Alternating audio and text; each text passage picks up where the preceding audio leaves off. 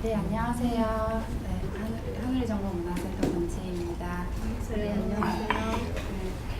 많이 좀 덜 오셨는데 일단 시작은 해야 될 것 같아요. 시간이 지나가지고. 그래서 오늘 지난주에 패널로 참여해 주셨던 한국지적발달장애인 복지협회 정책연구실장으로 송남영 선생님 모셨어요.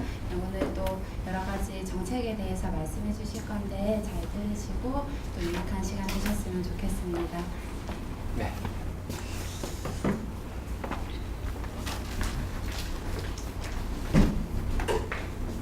그래도 지난주에 한번 뵀다고 긴장도 좀 덜 되네요. 제 이름이 9장인 거 기억하고 계시죠? 네. 잘생긴 선생님. 예, 기억해 주셔서 감사합니다. 아침마다 거울 보고 제가 하는 소리입니다. 멋지신 잘생기고 멋진 손남요. 네.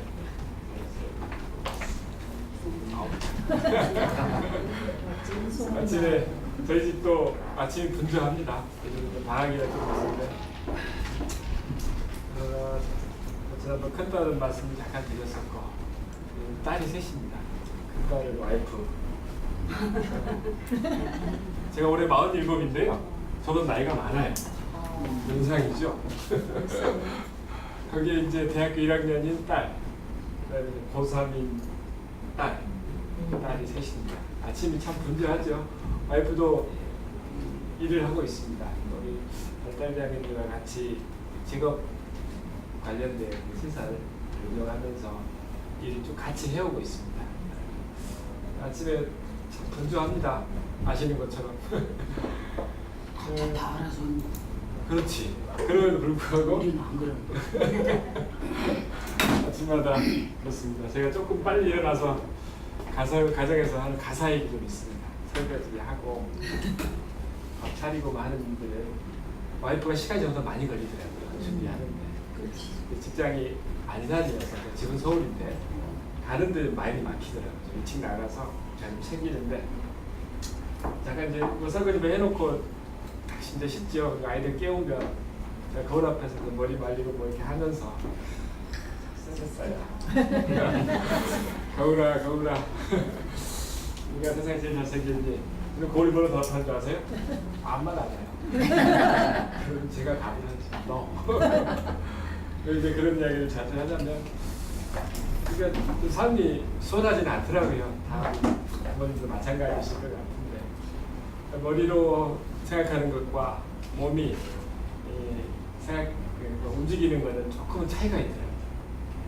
머리로는 막 움직이고 싶은데 몸은 나 힘들어, 나 쉬고 싶어 하는 메시지를 머리로 막 주는데 이 머리란 놈이 이걸 안 들어. 무리하게 가면 어떻게 되나요? 몸이 나 안 할래. 아파버립니다. 그래서 이제 내 스스로에게 조금은 자존감을 높여주는 의미, 위로하는 의미에서 저희 그런 이야기를 합니다. 우리 여기 계신 분들도 그러셨으면 좋겠어요. 많이 힘드시고 어려우실 건데 그래도 불구하고 내일은 해가 뜨고 또 삶이 이어져야 되고 그 삶의 주체는 누가 되어야 되나요? 네. 자녀분들이 되어야 되나요? 네. 우리 여기 계신 분들이 삶의 주인이시기 때문에 그렇게 하셨으면 합니다. 가끔은 저도 이제 우리 부모님들과 같이 일을 하고 있기 때문에 부모님들 이야기를 듣습니다. 그래서 이제 자녀들의 자립에 대한 이야기를 가끔 하게 되죠. 어떠세요? 어떻게 해야 될까요? 라고 하는 질문들을 하면 여러 정책들도 이야기하고 많이 하기도 하는데 어떤 한 분이 지방에 계신 협회 회장을 맡고 계시는 분이신데 다 중요하게 생각하는데 나는 생각하는 다른 게 한 가지가 있다. 우리 부모님들이 자립을 했으면 좋겠다. 자녀들. 실제 삶이 그러시잖아요. 어렸을 때 태어났을 때부터 태어나기 전부터 그 사람들이 이제 발견이 되기도 하는데 그래서는 여러 가지 일이 되고 그리고 결국은 우리 아버지들 계시던 대부분이 우리 어머니들이 병원부터 시작해서 치료센터, 학교 그 이후에 이제 성인이 되어져서 복지관을 가거나 직업센터를 가거나 주간부 센터를 이용하거나 일련의 전체 과정들을 어찌 보면 자녀가 돼서 그 입장에 대해서 움직이시는 그런 삶이 현실이지 않습니까? 그러다 보니까 스스로의 삶을 돌아볼 시간이 없는 거죠. 따져보면 가끔은 남편이 안 도와준다고 투정도 하시고 왜 이해 안 하고 좀 같이 협력하지 않느냐라고 하는 말씀도 하시지만 결국은 본인이 쭉 감당해 오시는 그 삶을 살게 되시죠. 그러면서 이제 본인이 아이가 성장을 해서 성인이 되니 고민이 생기더라. 나는 아무 준비가 안 됐는데 이놈을 어떻게 자립시키지? 그러니까 그 말씀은 이제까지 쭉 그렇게 하면서 가정사 여럿이죠? 너는 아이 봐야지. 모든 게 여려입니다. 어찌 보면. 그래서 잘하시는 분도 많긴 한데요. 근데 그렇게 하시다 보니까 자녀하고 일심동체가 된 거야 이제. 한 몸이 될 뿐이죠. 그리고 이제 아이가 성장해서 자립을 다 컸으니 성인이니 이놈을 혼자 살게 해야 되겠다 생각을 하셨는데 그때는 늦더라는 이야기를 하시더라고요. 이제는 아이를 놓기가 겁이 나는 거예요. 그 본인 말씀이셨어요. 이제 아이를 놓으면 나는 내가 이제가 쭉 살아왔던 삶이 또 바뀌는 거야. 이제 가정과 다른 이런 삶에 거기에 대한 두려움을 가지고 계시다. 그걸 깨는 게 너무 어렵다. 그래서 자녀들 자립 이야기하기 전에 우리 부모들 자립 계획을 좀 수립했으면 좋겠다. 아이의 삶을 지원하는 입장에서의 삶이 있지만 또 한 가지 나의 삶, 내 삶이라고 하는 것들을 생각하고 어떤 단계를 거쳐서 내가 자녀로부터 자립을 할 건지에 대한 계획에 대한 이야기를 좀 했으면 좋겠다. 어떠세요? 그 이야기에 대해서? 그런 준비를 좀 하셨습니까? 지금도?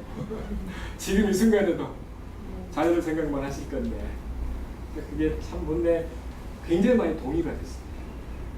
저는 이제 주가 우리 부모님보다는 당사자들 중심으로 해서 뭔가를 하려고 생각하는 사람인데도 불구하고 그 말씀에 야 이게 너무 필요한 부분이 아닌가라고 하는 생각들을 많이 했습니다. 이후에 이제 그 관련된 내용들의 프로그램들을 좀 같이 만들어 보면 어떻겠냐. 그 성경업을 다니신 분들의 그 경험들과 실제 이제 뭐 제도 정책의 변화에 있어서의 내용들을 확인하고 그것들에 대한 준비 과정들은 부모님들이 다가 아니고 여러분들이 다 해야 될 게 아니고 국가가 사회가 지역이 같이 어우러져서 만들어내는 그런 것들이 함께 이해될 때 그런 부분이 가능하지 않을까. 궁극적으로는 그렇게 돼야. 독일에 최근에 갔다 온 분이 그런 이야기 하더라고요. 마더당이 가정을 방문을 했답니다. 여행을 가더래요. 자녀 걱정 안 한대요. 날 동안 케어해 줄 곳이 있는 거죠. 그냥 맡겨놓고 그 케어에 대한 뭐 서로 합의가 된 상황에서 아무 생각 없이 그냥 가더래요. 저게 맞나 이런 고민을 하고 왔다고 하시더래요. 근데 저는 그게 맞다고 생각합니다. 우리가 이제 지금 현재 운영되고 있는 중앙보호센터가 원래 설립된 목적 자체가 그거거든요. 그다음에 뭐 단기보호 시스템이라고 하는 게 결국은 가족 지원을 위한 당사자 지원도 있지만 가족들이 늘 24시간 365일 케어해야 되는 그런 상황들. 근데 사람인데 일 없습니까? 좀 쉬고 싶지 않습니까? 그럴 때 가장 먼저 걱정하는 건 이놈 어떻게 해? 이놈 두고 내가 어떻게 가니? 라고 하는 것들이 있는 거죠. 그래서 만들어진 게 실은 주간보호 센터거든요. 그리고 며칠 동안 여행을 간다. 그럼 단기간 숙식이 제공되는 것이 필요한 거잖아요. 그걸 위해서 만들어진 게 단기보호라고 하는 시설이죠. 근데 실제 그렇게 활용되느냐라고 했을 때 실은 그 기능보다는 하루 동안, 그 다음에 단기간 동안 어찌 보면 아예 그냥 맡겨지다시피 하는 그런 상황들이 지금의 모습인 것 같습니다. 그래서 말씀드린 제도가 많이 나아졌다. 그전보다는 예, 맞습니다. 그렇게 생각이 되어집니다. 앞으로도 조금은 나아질 건데 그런 상황에서 우리는 어떻게 나를 위한 준비를 어떻게 할지에 대한 고민들이 있었으면 하는 생각에서 미리 시작하기 전에 말씀을 드려봅니다. 그렇게 저는 자녀들도 행복했으면 좋겠지만요, 우리 부모님들도 행복하셨으면 좋겠어요. 조금은 편해지셨으면 좋겠어요. 그래서 연습을 하셔야 됩니다. 넣는 연습. 자꾸 넣는 연습. 요즘은 우리 뉴스에도 보시죠. 최근에 고양시에서 우리 부모님들이 또 고양시를 한번 뒤집어 놓으셨죠. 지난주에 어떤 기사처럼 지금은 운동할 때라고 저는 생각합니다. 그러니까 우리 자녀들을 위해서 움직여 주셔야 될 때, 그리고 그 성과들이 조금씩은 보이는 것들이 좀 생기잖아요. 근데 그런 부분들이 조금은 더 시간이 좀 필요하지 않을까. 부모님들이 그렇게 머리 깎으시고 삭발하고 하시는 그런 활동들이 조금은 더 필요하지 않을까. 이 나라가 장애인들을 온전하게 책임지겠다라고 하는 선언을 하고 각양 필요한 제도들을 만들어내기까지 거기 언제까지 될지는 모르겠지만 너무 길지 않았으면 하는 바람과 함께 부모님 운동들도 어느 시점 가서는 이제 놓고 내 삶을 살 수 있었으면 하는 그런 마음이 있습니다.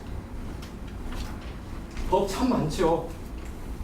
장애 관련 법도 너무나 많습니다.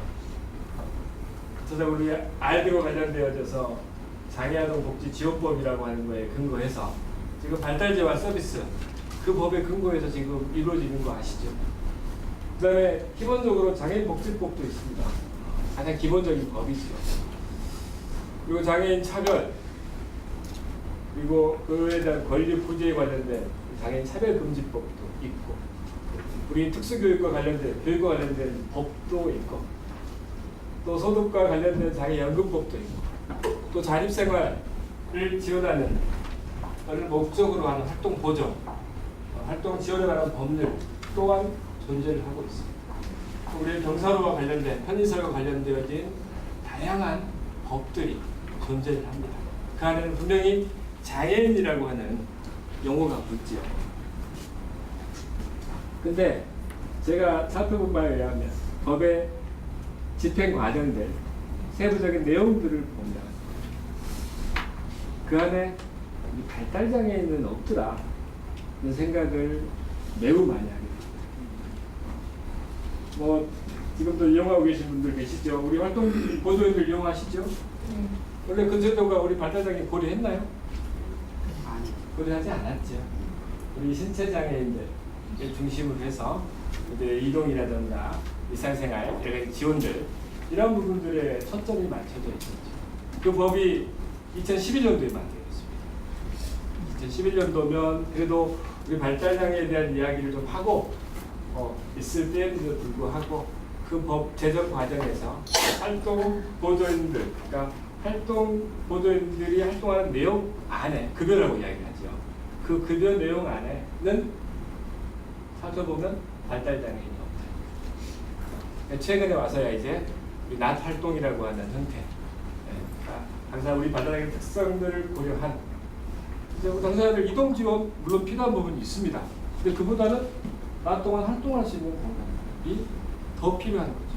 그것들이 삶이라고 하는 것들이 일상에서 이루어지기 때문에 더 필요할 거라 생각되어지는데 그 내용뿐만이 아니고 우리 장애인 차별금지법 굉장히 중요한 법입니다. 당사자들이 차별받지 않고 그 차별받지 않는 여러 가지 형태들의 지원을 규정하고 있는 내용입니다. 그럼에도 불구하고 저의 생각일지 모르겠지만 그 안에도 우리 발달장애인들은 잘 안 보이더라고요. 한번 예를 들어보겠습니다. 우리 최근에 대통령 선거하셨죠? 그 선거 과정 안에서 아마 선거 공보물, 안내문 받으시고 우리 후보자들 내용들 설명한 자료들을 받으셨을 겁니다. 그 자료가 실은 우리 발달장애인 자녀분들에게는 어떨까요? 읽고 이해할 수 있는 정도의 수준의 자료였나요? 빽빽한 글씨에 그죠? 도표 그래 쌓고 뭐 이런 자료였지요. 그 차별이거든요. 아셔요? 우리 발달장애인들과 관련해서 선거 관련 공고가 어떻게 나와야 될까라고 하는 고민이 그 안에 없고요. 실제 차별금지법이 제정되면서 공직선거법도 바뀌었습니다.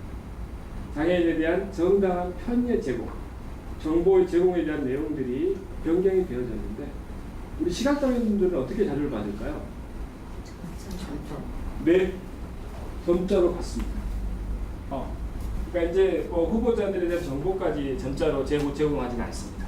그거는 각 후보자 내지는 정당에서 할 수 있다라고 규정이 되어 있습니다. 전자로 제작해서. 근데 이제 우리 첫 장, 당신이 어디로 와야 되고 언제 해야 되고 하는 내용 안내문 있죠. 뭐 준비해 와야 되고 그 자료만은 분명하게 전자로 제작이 되어야죠.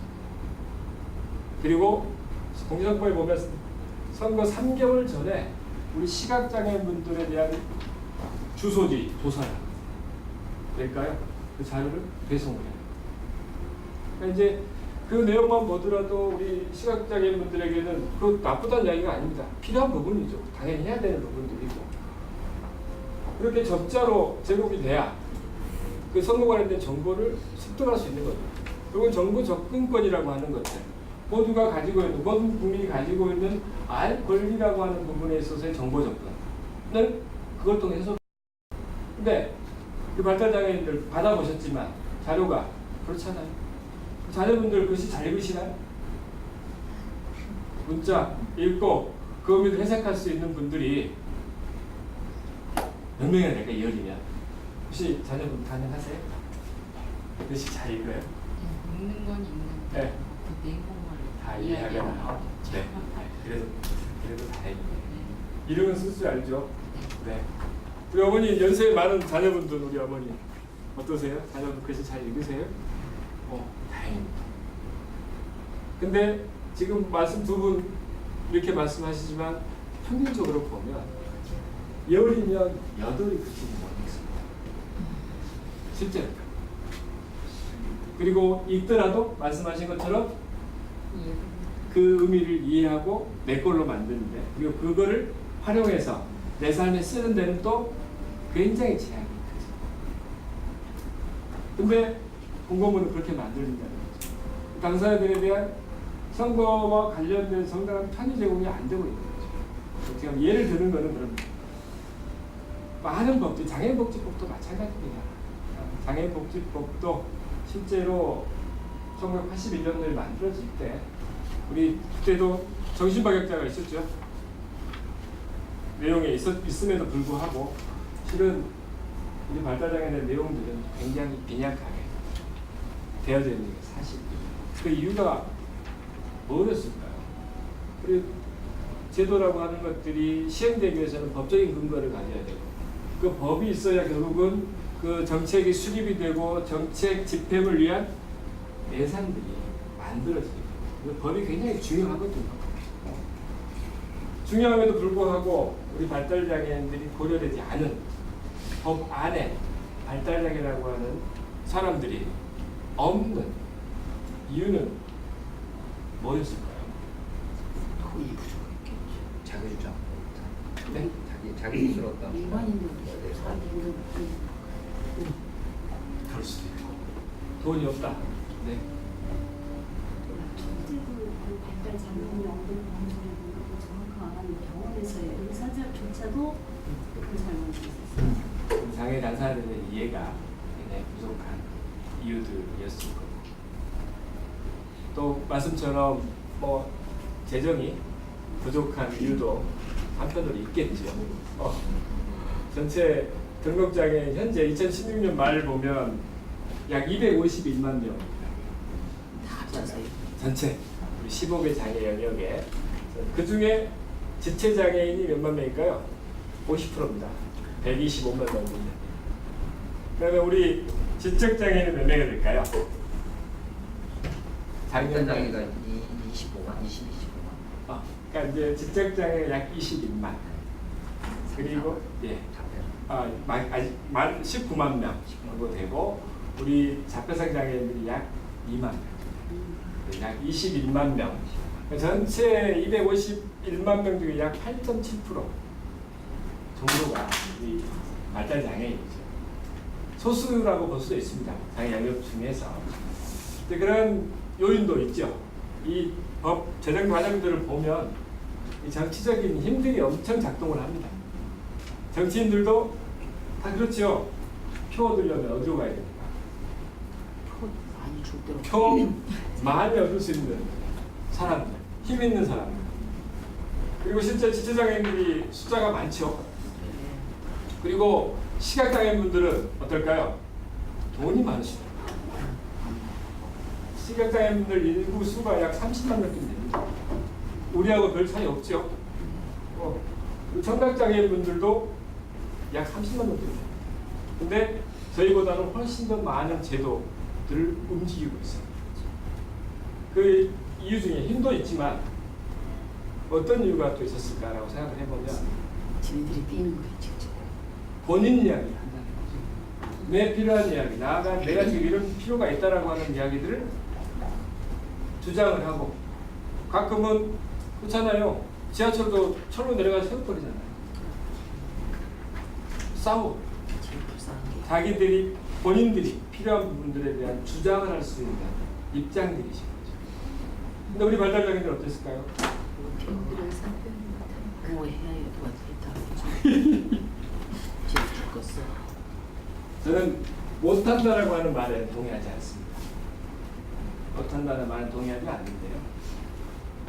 그러니까 우리 사회가 그들의 존재, 그들이 본인의 주장을 할 수, 본인들의 이야기를 할 수 있는 사람이라고 하는 거를 인정을 하지 않은 이유가 저는 크다고 봅니다. 물론 의사소통 어렵죠. 본인이 생각하는 것들을 상대를 설득하거나 하는 데 있어서 어려움을 갖는 건 분명합니다. 그럼에도 불구하고 사회가 우리 발달장애인들에 대한 인식, 이해라고 하는 것들은 이야기할 대상이 아니었습니다. 이야기를 갖다가 같이 앉아서 해보면 이래도 저래도 했었지. 이야기를 쭉 하다 보면 앞에 이야기와 뒤 이야기가 다르지. 네? 이런 상황들이 있지요. 그런 상황들이기 때문에 그들을 정말 의미 있는 이야기를 할 수 있는 사람이라고 인정하지 않았던 게 저는 더 큰 원인이라고 생각합니다. 실제 그럴까? 실제 그럴까? 장애라고 하는 거를 이야기할 때 우리 요즘 최근에 변화들이 굉장히 큰 변화들이 그거죠. 장애라고 하는 것들이 이전에는 개인의 문제였어요. 개인이 타고난 천벌이라고 이야기하기도 하고 본인 스스로가 극복해야 될 문제라고 이야기했어요. 근데 최근에는 그 생각들이 바뀌고 있죠. 어떻게 해요? 사회가 그 장애를 만들었다. 얘가 그런 거 아니면 휠체어 요즘 많이 돌아다니죠. 그리고 휠체어 타고 출근하시는 분도 많습니다. 일 갖고 결혼 생활하고 하는 분들. 그전에는 어땠습니까? 왜 휠체어가 못 다녔을까요? 길이 들어갈 수 있는 곳이 네. 환경이라고 하는 것들이 턱이 있었고 휠체어가 뭐 지하철을 타려면 그 계단 삐 내려가는 그거 있었잖아요. 처음에 사고도 좀 나고. 요즘 어떻습니까? 엘리베이터가 거의 설치가 되어져 있죠. 결국은 제가 이제 이룸센터 일을 합니다. 저기 여의도에. 제가 아직도 와이프가 돈 나는 가장 큰 이유가 담배를 못 끊었다는 거예요. 많이 혼나는데. 그래서 뒤에 가면 담배 피는 데가 있어요. 거기 가면은 꾼들이 다 모이죠. 담배 꾼들이. 그 건물에는 뭐 시각장애인분들도 있고 지체는 많은 분들이 오시죠. 가끔 그런 이야기를 합니다. 나는 장애가 아니다. 휠체어 타시고. 그거는 손으로 하는 게 아닙니다. 앞에 그 배터리가 있어서 길 조절을 하면 엄청 빨라요. 나랑 같이 가자면 좀 빨리 가버려요. 아, 진짜. 지하철 하시거든요. 그러면서 그전하고 비교해보면 내가 장애라고 할 수 있을까? 장애라고 내가 규정되어지는 게 싫다는 이야기죠. 그렇잖아요. 보통의 삶을, 우리가 보통 사는 삶을 그분 살고 계시거든요. 물론 조금의 불편함은 계십니다. 한번 같이 대구를 같이 가는데 9호선을 타고 여기 양평 가깝죠. 멀지 않습니다. 근데 거기 가려면 타고 5호선을 타고 다시 2호선을 타거나 해야 돼요. 아 근데 같이 동행을 해보니까요. 이거 이 가잖아요. 아 이렇게 내려가는 것부터 시작해서 물론 지금 우리가 말할 엘리베이터도 있고 이동 좀 되어 있긴 한데 야 이거 불편하단 말이에요. 엄청 돌아야 돼. 그걸 또 못 찾으면 또 이용도 못해. 그리고 사람들이 양보해 주느냐? 안 믿어요. 안 비켜줘요. 그러니까 이제 우리가 같이 간 사람들이 길을 트는 거예요. 가가지고 길을 가게. 그런 불편함이 있는 건 사실이죠. 그래도 불구하고 본인 입으로는 그런 말씀하시죠. 결국은 장애라고 하는 게 사회가 만들어 놓은 우리 강사들 이야기 잘 못한다라고 이야기를 합니다. 실제 들어보면 잘 못하는 것 같아요. 근데 본인 이야기 합니까 안 합니까? 우리 부모 어머님들 자기 주장, 자기 좋아하는 거, 자기 싫어하는 거 이야기 표현하던가요, 안 하던가요? 하죠. 왜? 단지 우리가 사회가 그들의 이야기를 못 알아들을 뿐입니다. 그러면 그 의소통에 있어서 어려움이라고 하는 그 장애죠. 그 장애라고 하는 것들을 내버려 두면 그대로 멈춰 있는 거죠. 사회가 노력하지 않으면 그들이 소통할 수 있도록 하는 도구들도 지원하고 그 관련된 교육도 받고 할 수 있다면 또 중요한 거는 이제까지 우리 집에서부터 시작해서 학교에서 그리고 사회에 나아가서 본인 이야기를 자기 주장을 해본 경험들이 있다는 거예요. 실제로 아까 제가 우리 부모님들의 자립을 말씀을 드렸습니다만 당사자들 입장에서 생각을 해보면 쭉 성장하는 과정 안에서 자기들 이야기를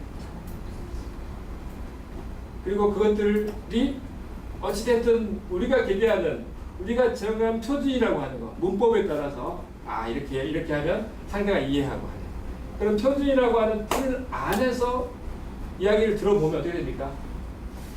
이게 말이 돼? 그죠?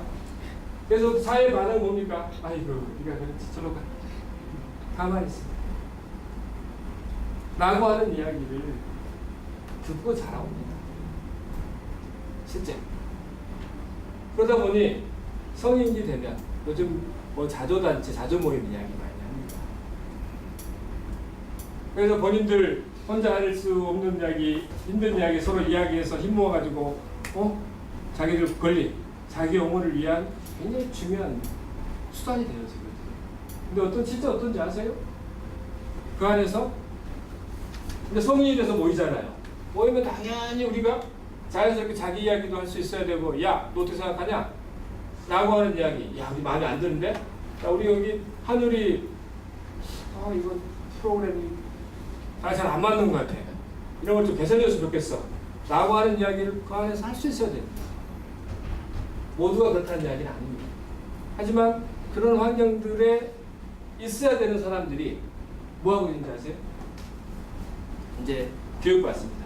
자기 주장이 뭔지, 내 이야기를 어떻게 해야 되는지 다 큰 어른. 오늘 후견제도를 이야기 드리겠지만 제가 작년에 독일에 다녀왔습니다. 독일에도 후견제도가 운영되고 있습니다. 제가 보려고 했었던 말은 뭐냐면 요즘 이제 후견제도 자체가 문제점들도 분명히 상존을 합니다. 뭐냐면 우리 당사자들의 의사결정이라고 하는 것들의 권리를 침해할 소지가 분명히 있다. 라고 하는 측면에 있어서 그걸 없애자라고 하는 이야기도 많습니다. 그리고 실제 유엔에서도 이 제도를 개선해라라고 이야기합니다. 근데 그렇게 어떻게 되냐면 후견인이 우리 당사자들의 의사결정을 대리하는 게 아니고 그 의사결정을 할 수 있도록 돕는 구조를 만들어요.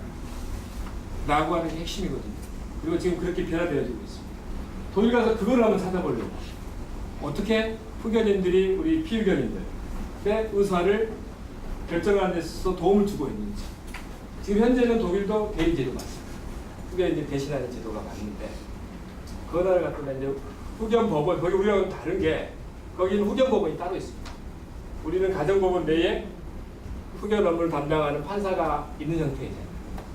독일은 후견 법원이 따로 있고 후견 지원청이라고 하는 것이 따로 있어요. 이제 그 구조로 운영이 되어지는데 판사를 만났어요. 판사님한테 발달장애 의소통 어렵지요? 어렵대요. 뭔가를 결정하는데 어떻게 하세요? 라고 하는 질문을 했어요. 판사의 답이 뭐였냐면 그냥 듣는데요. 시간을 두고 듣는다. 시간을 두고 당사자하고 계속 이야기를 한답니다. 본인도 어렸을 때부터 이제 그 상황은 그런 거죠. 어렸을 때부터 그 당사자들은 자기 이야기라는 훈련을 해왔대요. 가정에서 내가 좋고 싫고 내가 원하는 거 원치 않는 거를 이야기하는 거. 거기에는 가족이 있죠. 분명히 가족들도 같이 지원을 해요. 가족들 이야기도 듣습니다. 그러니까 당사자 이야기가 중심이긴 한데 우리 당사자를 지원하는 지원자들의 이야기를 같이 듣고 같이 결정해요. 그러니까 이제 그 이야기를 들으면서 야 우리는 그치 이런 것들이 있어. 그러면 결정을 누가 해야지? 본인이 해야 된다라고 하는 생각은 갖고 있으면서도 실제 결정을 누가 하나요? 지금 의견제도를 보면 후견인들이 하는 게 어떻게 달라요. 실제로. 그 입장이 뭐냐면 나쁜 마음이 아닙니다. 우리 부모님도 저는 그럴 거라고 똑같이 그럴 거라고 생각이 들어지는 게 뭐냐면 뭔가를 자녀를 위해 결정을 할 때 자녀에게 나쁜 거 결정하나요? 안 좋은 영향을 미치는 부분들에 있어서 최대한 배제를 하고 결정을 합니다. 그러면서 하는 게 전서한테 필요할 거야. 전서가 그걸 하면 좋을 거야 라고 하는 생각에서 뭔가를 같이 결정을 하는 게 부모님들이시죠. 후견인도 저도 후견인입니다. 이제 저도 그 신안 염전 피해자를 후견하고 있어요. 부모님이 안 계셔서 가족들도 안 계세요. 제가 이제 후견을 하고 있는데 저희가 하는 행동들도 보면 비슷해요. 생각으로는 당사자의 의견을 최대한 존중해야지. 그 양반에 최대한 하게 해야지 하는 마음을 하면서도 한편으로 돌아가면 뭐가 있냐면 저걸 하면 제 양반한테 위험하지 않을까? 불편하게 하지 않을까? 돈 요만큼 있는데 그걸 다 써버리지 않을까? 라고 하는 의견을 한편으로 하고 있는 거예요. 그게 우리들, 저들은.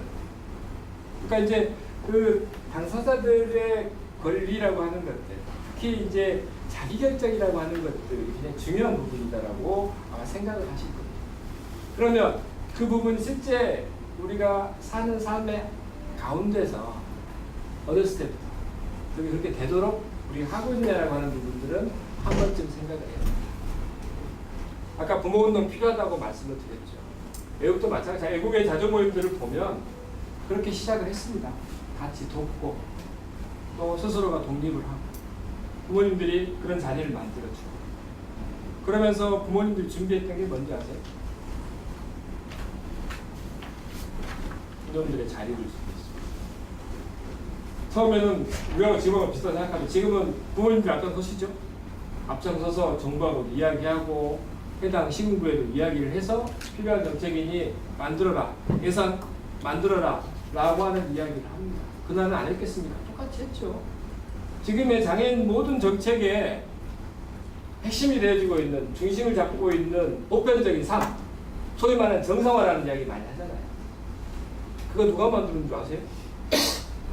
정상화라고 하는 개념 누가 비전. 아니요. 정리는 교수가 했습니다. 교수가 얘기를 했는데 우리 발달장애 부모님들이 굉장히 큰 영향을 미치고 있는 그거를 누가 만드느냐? 우리 부모님들이 만들다는 거예요. 다른 장애 영역이 아니고요. 우리 발달장애 부모님이 만든 개념이에요. 그 전에 우리 발달장애는 다 어디 있었습니까? 집에 살았습니까? 옛날에. 시설에 거의 대부분이 살았어요. 근데 이거 시설이라고 하는 공간이 개념이 뭐냐면 사회로부터 분리시키는 거예요. 사회로부터 배제시키는 거예요. 그러면 그 시설을 만들어 옛날에 어떤 형태인 줄 아세요? 산 하나에다가 울타리를 쳐요. 그리고 그 안에다 움막을 몇 개 씌워요. 그리고 거기다 집어넣어요. 그리고 12시 되면 종쳐요. 왜일까요? 밥 먹으라고. 또 어떤 모양이에요, 그게? 대관령 목장 가보셨어요? 옛날 언제 옛날을 말하는 구체적으로 몇 년 전? 1900년대 초반. 외국의 이야기를 안 드리는 겁니다. 아까 말씀드린 정상화라고 하는 게 1970년대 많이 되지 않았어요. 마이크 안 들리세요? 뒤에 안 들리세요? 네. 제가 아프면 하겠습니다. 시간이 2시간이잖아요. 그게 이제 역사가 잠깐만 그 말씀을 드리면 우리 산업혁명이 일어났잖아요. 농촌사회에서는 우리 그냥 그 안에서 같이 컸어요. 저 시골에서 어른 동료들, 친구들 보면 지금 생각하면 발달장애인 2명 있었어요. 그때는 개념 없었죠. 같이 어울려 살았어요. 야구하면 야구 같이 하고 공부 못하면 공부 못하는 놈이라고 이야기하고 그렇게 어울려 살았거든요. 근데 산업화 되어지면서 도시화가 됐잖아요. 그래 모든 사람이 이제 일꾼입니다. 일꾼. 노동력이 필요하죠. 가족도 대가족이 색가족으로 바뀌었죠. 그러면서 돌볼 가족이 이제 없어지는 거예요. 어떻게 해요? 노동 능력 안 되죠. 그때 당시 판단해야 노동 능력 안 돼. 보호에 대해서 사회구조 없어. 결국은 뭐예요? 그 당시 정신장애로 해가지고 전부 다 시설도 집어넣었어요. 그리고 높다는 벽을 쳤죠. 왜요? 다시 못 나오게. 그 안에 구조를 보면 아까 제가 이제 울타리 그런 그 동물 농장 같은 구조를 말씀드렸지만 똑같아요. 우리나라 구조도 마찬가지예요. 보십시오. 하나의 시설이 만들어집니다. 그러면 우리가 지금 통합교육망 이야기하죠. 근데 그 안에 뭐가 만들어지던가요? 큰 시설을 보면 옛날 우리나라 운영의 시설들을 보면 그 시설 안에 또 뭐가 만들어지나요? 그 부지 내에 특수학교가 만들어져요. 그렇지 않던가요? 왜요? 그 안에서 교육 받으라는 거 자기들끼리. 그 안에 또 뭐가 만들어지냐? 그 다음에 성장의 우리 그 이용자들 성장의 기주기에 따라서 만들어집니다. 그 안에 또 뭐가 만들어지나요? 작업장 만들어집니다. 뭐예요? 그 안에서 일하는. 또 뭐가 만들어지던가요? 좀 더 커지면 재활병원 만들어요. 그 다음에 또 뭐 만들어지던가? 요양원 만들어요. 뭐예요? 그 안에서 죽을 때까지 국가가 책임지겠다는 거잖아요. 얼마나 좋아요. 운영비 주고 인력들 지원해서 그 안에서 삶을 평생 동안 유지하겠다라고 하는 거였잖아요. 근데 이제 아까 말씀드린 부모님이 운동할 때는 뭐냐면 도저히 이제 이걸 받아들일 수가 없는. 초기에는 인정을 했어. 근데 운막지처럼 사는 곳, 이게 사람 사는 삶이 아니잖아요. 부모들이 어쩔 수 없이 시설이라고 하는 공간을 이용을 하지만 그렇게 사는 걸 원하는 부모가 있겠습니까? 개돼지처럼. 그렇게 취급당하고 그렇게 하는 거죠. 그런 인식들이 부모님들이 점점 더 커지신 거죠. 그래서 시설을 깨달아고 해요. 시설이라고 하는 공간이 우리가 보통 사는 삶하고 너무 다릅니다. 시설 아시죠? 지금도 마찬가지로 우리나라 시설들이요. 한 방에 요즘은 많이 개선되긴 했지만 한 방에 4-5명이에요. 한 방 안에. 그 방 안에서 무슨 개인의 프라이버시가 있고 뭐가 있겠어요.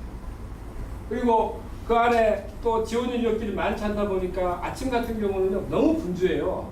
몇 시에 일어나는 줄 아세요? 우리는 상상할 수 없는 시간이 일어나요.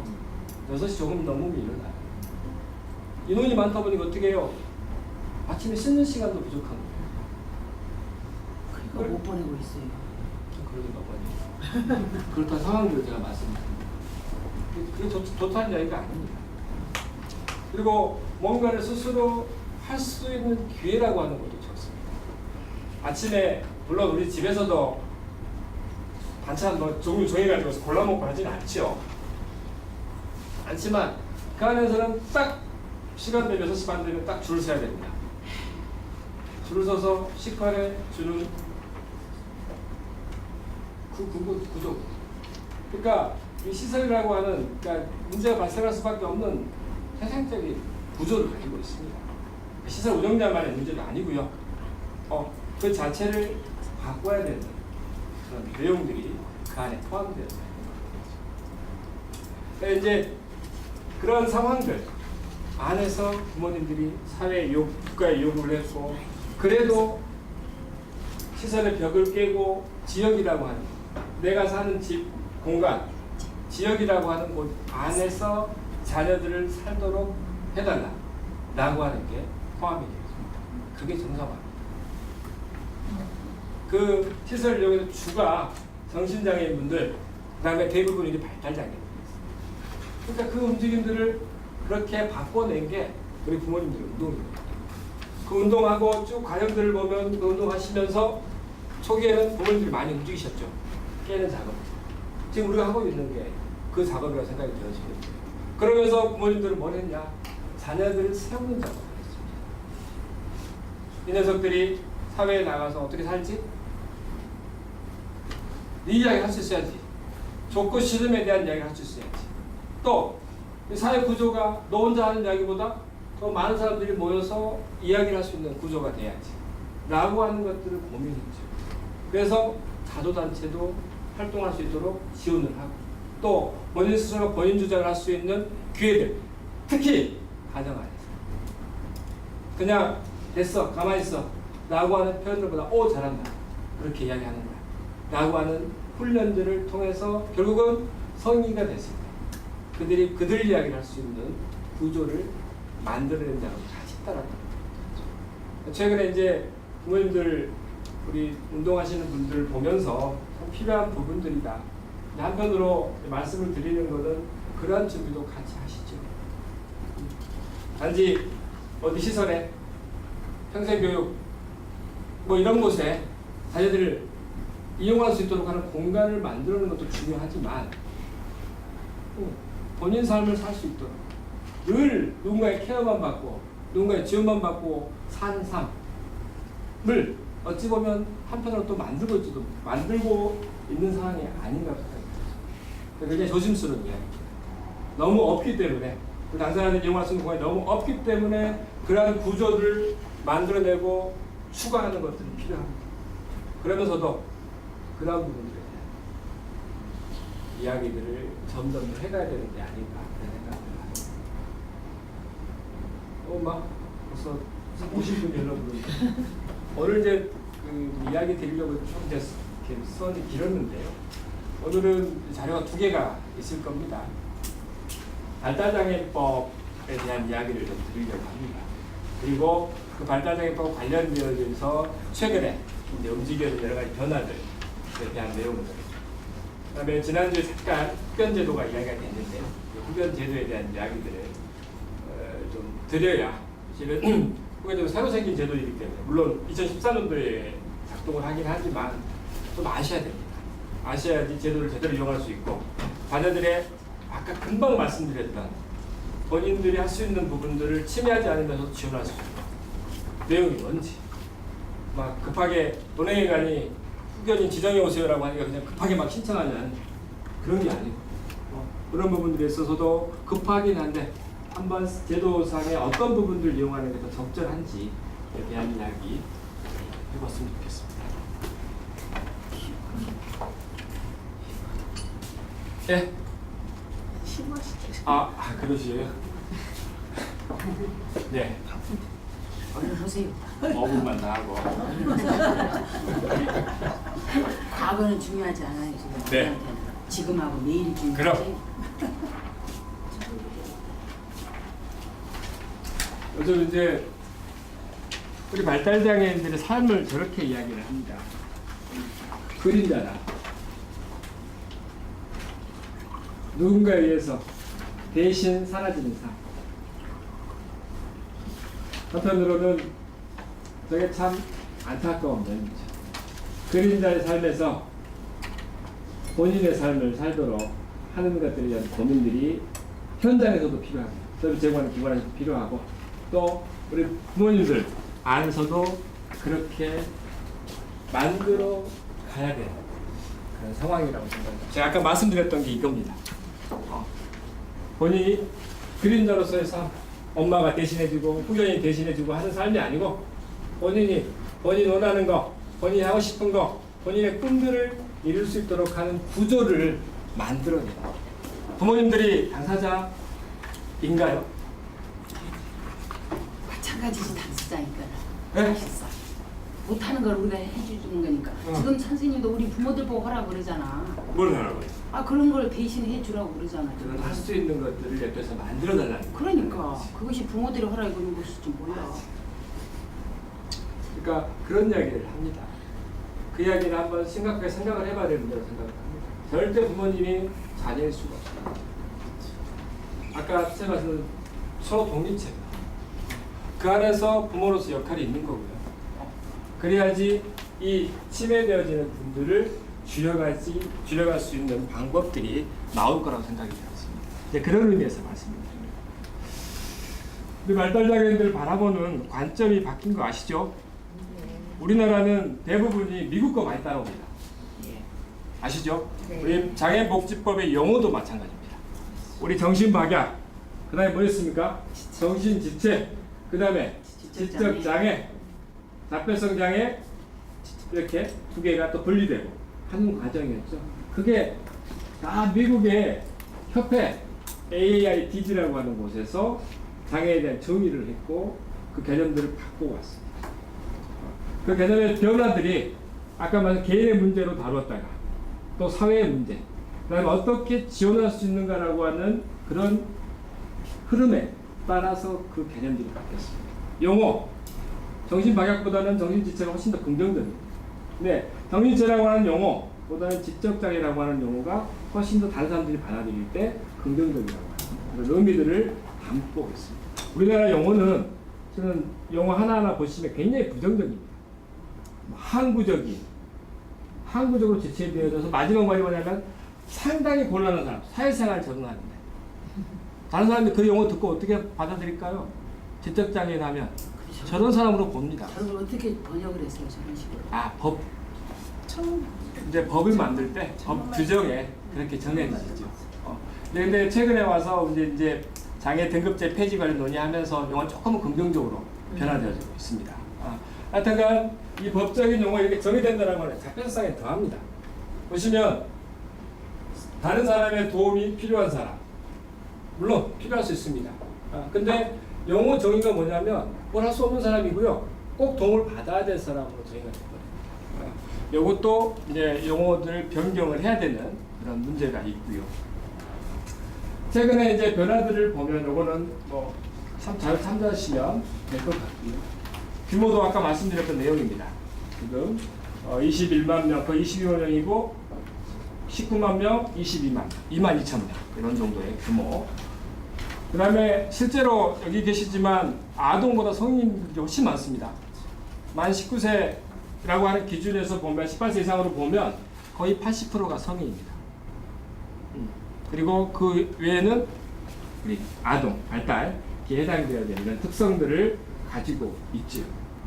그리고 이제 왜냐하면 이거 말씀드린 이런 거에 따라서 인구 현황에 따라서 제도들이 만들어지는 부분입니다. 근데 성인기가 많음에도 불구하고 지금 제도의 문제가 뭐냐면 성인기가 많음에도 불구하고 성인들이 이용할 수 있는 게 없다라고 하는 거죠.